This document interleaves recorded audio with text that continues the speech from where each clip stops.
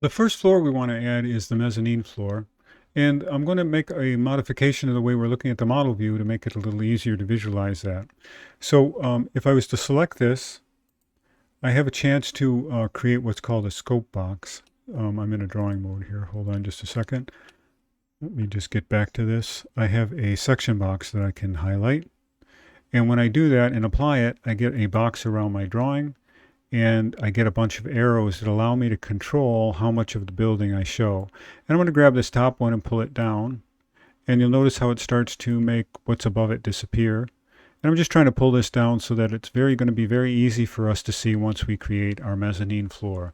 Our mezzanine floor is that floor that is at the second floor level that doesn't completely cover the building. We're going to draw the mezzanine level. We can draw it really from any level. If I was to go to the mezzanine level, there are certain things that may or may not be visible. Let me turn the level of detail up and see if we can see our beams. We can see the edges of our beams. We can see where our exterior walls are. So let's go ahead and use that. So I'm going to go now to, I'm on the mezzanine level. I'm going to create a floor system. I'm going to go to architectural. I'm going to drag down here until we have the 3-inch concrete on metal deck. And now it's really just a matter of drawing a sketch of the shape we want. But we have some tools that can help us. We have what's called the Pick Walls tool. So if I roll over a wall, it will create that line for me. And these just make sure that wherever I want that edge of the slab to come to, that's that wall edge. It'll select that surface for it. Now remember, we're going to come all the way out to the face of the building here. So I'm actually going to select a couple of these edges also. We also want to run we want the slab to be open in this area, but we want concrete over here, obviously on the outdoor eating area. So I'm actually going to just manually draw a line. I'm going to grab the line tool and draw a line. Notice I'm not connecting these. We're going to connect these in a minute. I want it to touch the face of that steel beam below. Just come right out to that face edge. And then we can use the Pick Walls tool again for this wall. And so now if I was to click complete, it would tell me it couldn't do it because it doesn't have a complete sketch. And we're just going to fix that very quickly by just joining everything. So I'm going to use the trim and extend and start bringing our lines together. Actually, we don't need that line. So I'm going to click and delete this line.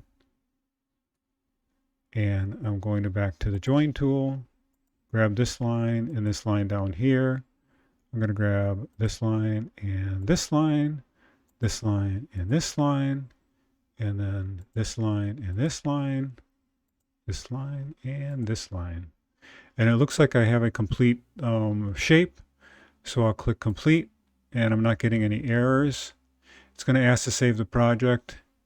I'm going to cancel out of that because what I'm going to do is resave it with another name. But it's going to ask an important question. I want you to follow this. I don't want you to attach it to the floor levels. That'll cause you some heartache later on. So typically we're in a conceptual mode still, so don't attach these levels to the floors. And if the floors and don't join any of this geometry. That's a typical way I answer those questions. We'll go to the model view now. And we can see we have our mezzanine level in place. So we can do a little bit of examination with this. You'll notice now the slab is coming all the way over those beams. You can see that it's coming out to these outside edges here. It's probably not coming all the way to the spandrel, so there's a little gap there. So maybe I would decide to edit this. So once again, if I was to grab the slab itself and double click on it, I get that pink line. And I could actually literally move it out until it touches that spandrel face.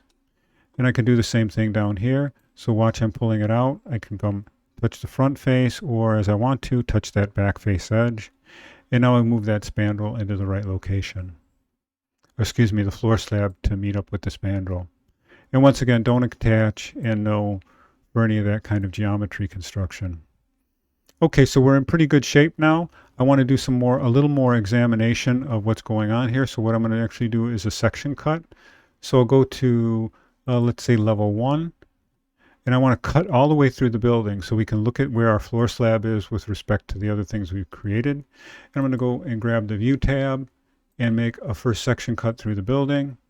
And I'll just pick this transversely through the whole building like that. That automatically, once I click and drag, that automatically creates that section view. It's over here.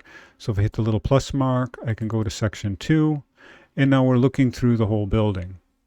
And if we zoom in here, we have that idea of this is the floor slab that we created and this is the beam below it.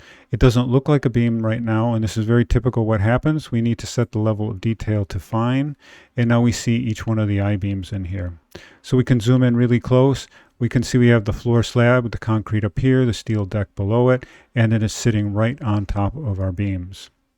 Now let's make a little bit of a modification to that section cut. I believe I made that section cut on level 1, and I can actually just make some alterations to that. I can pull that further forward so that I can look what happens exactly when there isn't, where that concrete is sitting right over that specific I-beam. We'll go back to that section 1 view again, and we can see everything looks really good. One of the details we can zoom in here is we can actually see that edge of the line of the slab we created, and it's lined up perfectly with the I-beam below it. So we're pretty good now to go to creating, let's do next the roof deck.